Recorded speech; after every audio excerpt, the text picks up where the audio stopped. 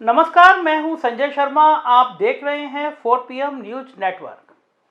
एक सर्वे आया है, एवीपी चैनल और सी वोटर ने सर्वे किया है और उत्तर प्रदेश और उत्तराखंड को लेकर सर्वे किया है। आमतौर पर चुनाव से पहले सब चैनल इस तरह के सर्वे करते हैं। कुछ प्रायोजित सर्वे होते हैं, कुछ मेहनत से सर्वे किए जाते हैं, कुछ ज़मीनी हकीकत वाकई में बताते हैं और कुछ सरकार के पक्ष की बात करते हैं। जो सर्वे आया है, अगर मैं उसका भी मैं आपसे विश्लेषण करके समझाऊंगा। इस सर्वे को आधार माना जाए तो ये मान के चलिए कि उत्तर प्रदेश में अखिलेश यादव की सरकार आ रही है। आप कहेंगे कि सर्वे में तो बीजेपी की दिख रही है। मैं आपको विस्तार से समझाऊंगा कि इस सर्वे के आधार पर किस तरह अखिलेश यादव की सरकार उत्तर प्रदेश में बनती हुई नजर आ रही है। तो मैं बात कर रहा था कि सर्वे किस तरह होते हैं, क्या होते हैं। तो पहले मीडिया का और सरकार का गणित मैं आपको समझाता हूँ। देखिए, बहुत नाजुक सा और बड़ा महीन सा रिश्ता होता है मीडिया का और सरकार का। सरकार किसी की भी हो, वो कभी नहीं चाहती कि मीडिया उसके खिलाफ खबर दिखाए। तो एक सूचना विभाग होता है, जो मेरे दर्शक जानते नहीं है, मैं उनको बताना चाहता हूँ। एक सूचना विभाग होता है, सूचना निदेशक एक IAS अफसर होता है, उसके ऊपर प्रमुख सचिव होते हैं और उसके ऊपर अपर मुख्य सचिव होते हैं। अब 3 पदों पर कौन कौन है ये भी मैं आपको बता दूं। सूचना निदेशक हैं, उनका नाम है शिशिर सिंह हैं। क्षत्रिय हैं, तो अब आप कहेंगे कि मैं जाति की बात कर रहा हूं, लेकिन क्षत्रिय होने के नाते नहीं, या जो भी वजह हो, लेकिन योगी आदित्यनाथ की नाक का बाल हैं। कहा जाता है कि शिशिर जो चाहते हैं वो योगी आदित्यनाथ वही करते हैं। सूचना विभाग में पत्रकारों को मैनेजमेंट से लेके पत्रकारों को डील करने तक की बात शिशिर करते हैं। उनके ऊपर प्रमुख सचिव संजय प्रसाद, जो मुख्यमंत्री के भी प्रमुख सचिव हैं, तो उनका बहुत ज़्यादा लेना देना सूचना विभाग से होता नहीं है। और सबके बॉस नवनीत सहगल अपर मुख्य सचिव हैं सूचना विभाग के। पावरफुल अफसर है, बहुत बढ़िया बिहेवियर वाला अफसर है। देश का कोई बड़ा उद्योगपति ऐसा होगा, चाहे अंबानी हो या अडानी हो, जो नवनीत सहगल को जानता ना होगा। कितना खास आदमी है और कितना काबिल अफसर है, इस बात से सोचिए कि जब मायावती की सरकार थी तो मायावती की नाक का बाल थे नवनीत सहगल। अब जितने बड़ी बड़ी चीज़ें देख रहे हैं, चाहे स्मारक घोटाला, इसमें घोटाला तो फिर आप कहेंगे मैं ऐसी बातें कर रहा हूँ, घोटाला तो है ही है। चाहे वो स्मारक बनवाने का मामला हो, NRHM हो या कुछ भी हो, हर चीज़ में नवनीत सहगल की छाया नजर आती थी। मतलब माया व शशांक शेखर सिंह की राइट हैंड थे और लेफ्ट हैंड थे, तो नवनीत सहगल बहुत बढ़िया अफसर। सूचना विभाग भी उनके पास था और इनको मैनेजमेंट का इतना काबिल अफसर थे कि सूचना की जिम्मेदारी के साथ ये सुनिश्चित करना होता था कोई अखबार, कोई चैनल मायावती के खिलाफ खबर ना दिखाए। तो मीडिया से बढ़िया रिश्ते रहते हैं। सरकार जितनी लोगों को लगा कि अखिलेश यादव तो फांसी पे चढ़ा देंगे इस अफसर को, लेकिन थोड़ा समय बीता, फिर अखिलेश यादव की भी उतनी नाक का बाल बन गए नवनीत सहगल। जब योगी जी आए तो योगी जी बिल्कुल पसंद नहीं करते थे। तो कुछ दिनों तो नवनीत सहगल ने यहाँ कोशिश करी, यहाँ दाल नहीं करी, तो सीधे दिल्ली पहुंचे। दिल्ली दरबार से योगी जी को टाइट कराया, योगी जी से कहलवाया। टाइट शब्दों में गलत कह गया, सरकार नाराज हो गई तो मुझे टाइट कर देगी। तो जो भी कहलवाया, उसके बाद नवनीत सहगल फिर अपर मुख्य सचिव सूचना हो गया। काम फिर वही, मीडिया मैनेजमेंट बेहतर रहना चाहिए और इसमें कोई दो राय नहीं। नवनीत सहगल ने बहुत बेहतर मीडिया मैनेजमेंट किया, इतना बढ़िया किया कि हजारों करोड़ रुपया टीवी चैनलों को और अखबारों को दे दिया गया। आप सोच रहे होंगे कि ऐसा भी होता है? ऐसा ही होता है। एक एक अखबार, मैगजीन, जिन्होंने आपने नाम भी नहीं सुना होगा, उनको करोड़ों करोड़ रुपए का विज्ञापन। कारण ये कि वो संपादक, वो मालिक, उसका अखबार छपता हो या ना छपता हो, उसका अखबार बिकता हो ना बिकता हो, उसके पॉलिटिकल स्टेट CM से ठीक होने चाहिए। तो इस नाते से एक जाति विशेष की भी बात की जाती है कि एक ऐसी मैगजीन जो दिल्ली से छपती थी, उसके जो संपादक महोदय थे वो बड़े थोड़े एक खास वर्ग से आते थे, तो उनको भी करोड़ों रुपए के विज्ञापन दिए गए। तो मैं बात कर रहा था टीवी चैनल के सर्वे के लिए। तो सर्वे इस तरह सरकार पहले प्रायोजित भी कराती है, और जब चुनाव सिर पे होते हैं तो उससे 15 दिन पहले तक, जो मतलब अधिसूचना जारी होने के 15 दिन पहले तक, चैनल कोशिश करता है कि सरकार से पंगा ना हो। 8-8, 10-10 करोड़ रुपए महीना दिए जाते हैं चैनल को। वो फंक्शन करते हैं तो उसमें करोड़ों रुपए दिया जाता है, तो चैनल पंगे लेता नहीं है। लेकिन बड़े चैनलों की ये भी परेशानी होती है कि अगर वो जनता का मूड नहीं बताएंगे तो जनता उनको रिजेक्ट कर देगी, देखना बंद कर देगी। तो चैनल के मालिक को, चैनल का जो संपादक होता है, उसकी बड़ी बेचारे की नौकरी खराब होती है। उसे अपनी पत्रकारिता ठीक करनी है, तो ये जनमानस में संदेश देना है, यार मैं तो बिल्कुल जेन्युइन पत्रकार हूँ, खबर भी दिखानी है। मालिक कहता है मैंने तुम्हें संपादक रखा है तो मुझे माल कमाना है, मेरे को मेरा बैलेंस शीट ठीक चाहिए। तो दोनों के बीच में बेचारा संतुलन करता रहता है संपादक। खैर, बड़े बड़े चैनल हैं, अच्छी बात करते हैं। तो मैं बात कर रहा था, AVP का सर्वे आया है। और ये मान के चलिए कि अगर चैनल बड़े बड़े चैनल भी अगर सर्वे कर रहे हैं तो मैं जैसे मैंने पहले कहा, चुनाव अधिसूचना शुरू होने तक सरकार से पंगे नहीं लेते।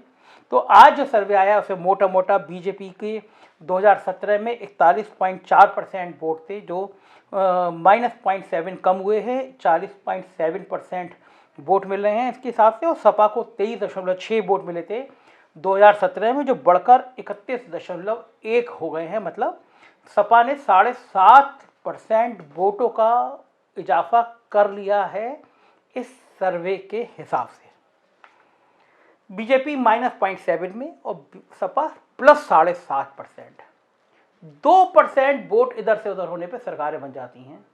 और चैनल बता रहा है कि समाजवादी पार्टी 7.5% वोटों की जंप कर चुकी है। बसपा को 2017 में 22.2% वोट मिले थे, जो 15.1% यानी बसपा के 7% वोट कम हो गए।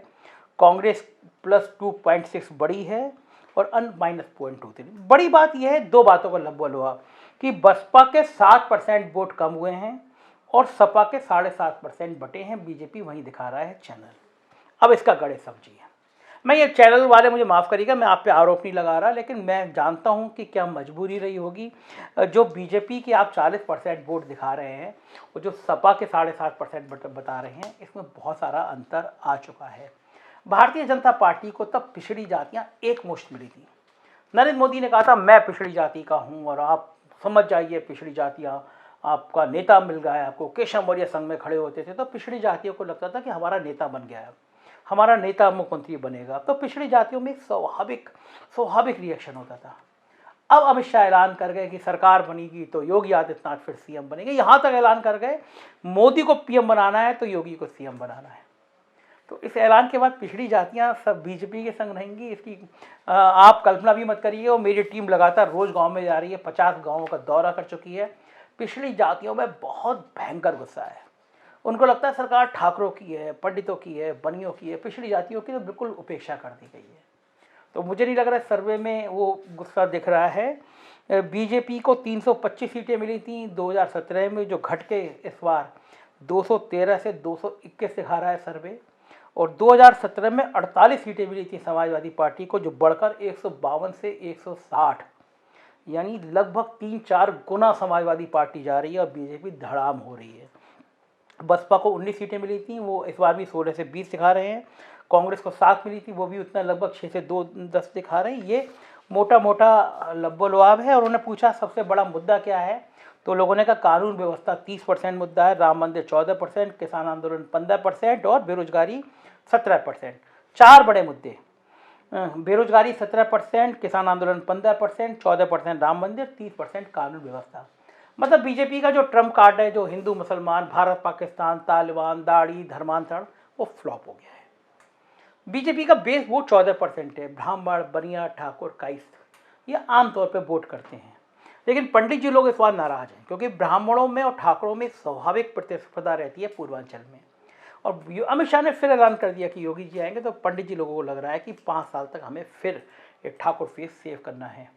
तो अगर चुनाव की दहलीज से बैठे हुए पहले भी अगर चैनल का सर्वे में समाजवादी पार्टी 160 तक पहुंच रही है और बीजेपी 220 तक, तो ये मान के चलिए कि चैनल की जो मजबूरी है कि सरकार को गिरता हुआ नहीं दिखा सकते, लेकिन चैनल के पीछे के इशारे बता रहे हैं कि समाजवादी पार्टी सरकार बनाने जा रही है उत्तर प्रदेश में।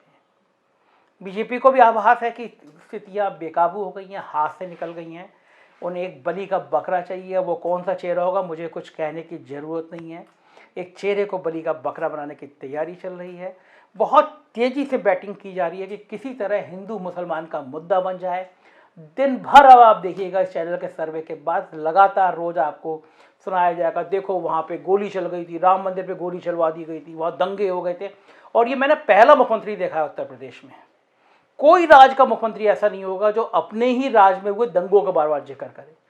अभी आप अभिभावक हो, आप घर के पेरेंट्स हो, आप घर के पूजनीय हो, आपके अगर आपके घर में झगड़ा हुआ तो आप ये कहोगे शांत रहो, ये कहोगे अरे यार याद रखना तुम 4 साल पहले तुम्हारे बड़े भाई ने तुम्हें थप्पड़ मारा तो उसकी याद करते रहना, तुम्हें चाकू मारा तो उसको याद करते रहना। असल में मजबूरी हो गई है, डेवलपमेंट हुआ नहीं है।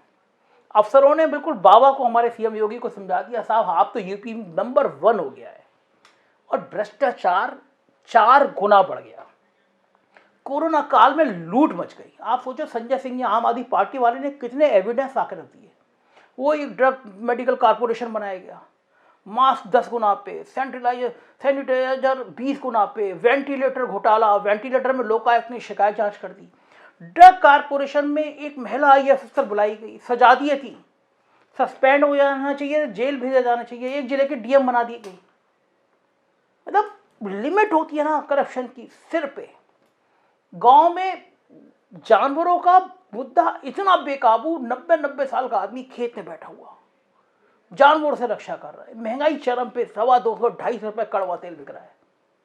जब अपने ऊपर पड़ी है ना, कोरोना में हर तीसरा आदमी मरा है, उसके घर में कोई मरा है, लाशें गंगा में बह रही हैं।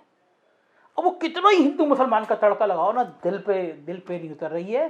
तो आज का सर्वे के संकेत साफ हैं। जिस तरह से पिछड़ी जातियों का रुझान अखिलेश यादव की तरफ होता जा रहा है, और मैं एक बात और कहूँगा, ये जो पिछड़ी जाति के बड़े बड़े नेता हैं ना, ये हमें और आपसे ज़्यादा जानते हैं। ये लालजी वर्मा, राम अचल राजभर, ओपी राजभर, ये हमसे आपको ज़्यादा जानते हैं। क्या कारण है कि पिछड़ी जातियों का एक बड़ा समूह अचानक अखिलेश यादव की तरफ जाने लगा है? कुछ तो कारण है ना। कारण साफ है कि बीजेपी के पिछड़ी जाति के नेताओं ने समझ लिया कि पिछड़ी जातियों का रुझान अब समाजवादी पार्टी में है। मेरे सूत्र बता रहे हैं, नेताजी के जन्मदिन पर 22 तारीख को कोई कद्दावर cabinet minister Samajwadi party join करने जा रहे हैं, क्योंकि सबको संकेत मिल गया है अखिलेश आ रहे हैं और बाबा जा रहे हैं। इतनी सच्ची और इतनी तीखी पत्रकारिता करने के लिए हमें आपका साथ चाहिए। एक नंबर देख रहे होंगे, आपको लगता है हम सरकार से बिना डरे, सरकार के बिना प्रलोभन में आए अपनी बात कहते हैं, तो हमें सपोर्ट करिए। इस नंबर पर मैसेज कीजिए, कुछ आर्थिक सहयोग करिए, दोस्तों से कहिए सब्सक्राइब करें चैनल, क्योंकि यही चैनल है जो हिम्मत के साथ सरकार की आंखों में आंखें डाल के कह सकता है कि अब हजूर आपके कर्म अब आपको विदा करने के कगार पर आ गए। Thank you.